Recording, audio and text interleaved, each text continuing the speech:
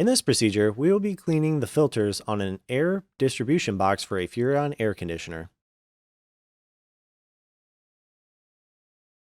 Remove the decoration plate from the air distribution box by pushing the side tabs to release. Then remove the filters by pushing the tabs to release.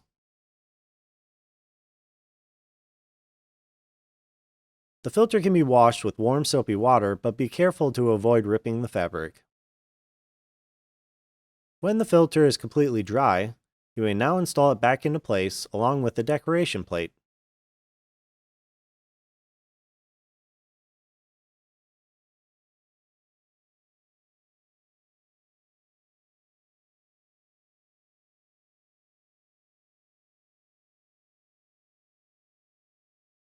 This completes the air distribution box filter cleaning procedure.